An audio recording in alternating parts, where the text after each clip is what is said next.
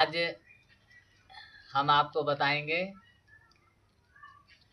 कि जब नारद जी भगवान विष्णु के दरबार में गए तो वहाँ सत्संग हो रहा था। विष्णु भगवान के यहाँ सत्संग हो रहा था और नारद जी जाके बैठ गए।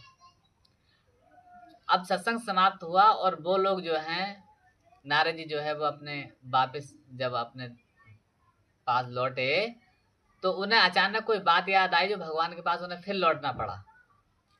जब लौटना पड़ा तो देखा तो वहां की जो मिट्टी जहां वो बैठे थे वहां की मिट्टी खोद के फेंकी जा रही थी। तो नारद जी ने पूछा कि प्रभु ये क्या हो रहा है, आप यहाँ की मिट्टी क्यों फेंक रहे हैं? तो भगवान बोले कि नारद जी तुम अभी निगुरे हो, तुम्हारे गुरु नहीं है। तो उन्होंने अपना जनेऊ दिखाया, कंठी माला दिखाई, सब चीज दिखाई।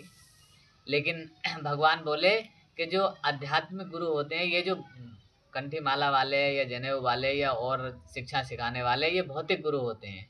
लेकिन जो आध्यात्मिक गुरु होते हैं, तुम्हारे आत्मा का जागरण करने वाले होते हैं, आत्मा को दिखाने वाले होते हैं, वो गुरु आध्यात्मिक गुरु होते हैं। उनको आत्मज्ञानी गुरु बोलते हैं, तत्वदर्शी गुरु बोलते हैं।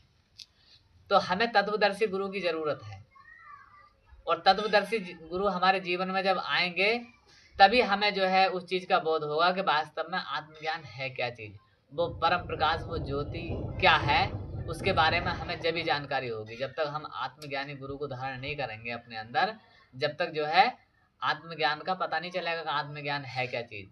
अब वैसे तो हम लोग सभी चीज बोलते हैं, सारे मंत्र बोलते हैं, सब कुछ बोलते हैं, लेकिन आप थोड़ा ये विचार करें कि नारद जी रोज भगवान के दर्शन करते थे, सब कुछ करते थे, लेकिन फिर भी भगवान कह रहे हैं आखिर उन्हें क्यों जरूरत पड़ी गुरु की, आत्मज्ञानी गुरु की, अध्यात्म गुरु की जरूरत क्यों पड़ी, सदगुरु की जरूरत क्यों पड़ी? उनके तो बहुत गुरु थे।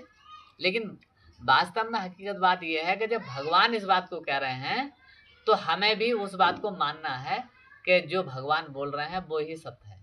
क्योंकि हम अपनी मर्जी से 4 दिन की चांदनी फिर अंधेरी रात है, कब तक का शरीर है और कब शरीर छूट जाए इस बात का कोई पता नहीं है। तो कहते हैं कि सुत दारा और लक्ष्मी पापी घर भी होए, संत समागम हरि कथा तुलसी दुर्लभ दोए। कि ये भगवान की जो कथाएं हैं, ये सत्संग है, संतों का आना जाना होता है, संत जिसके घर में आते हैं और कथा करते हैं अपने मुखारबिंद से, तो वो किसी भाग्यशाली के यहाँ होता है। तो इस वक्त जो 20 सितंबर और 21 सितंबर को प्रेमनगर आश्रम में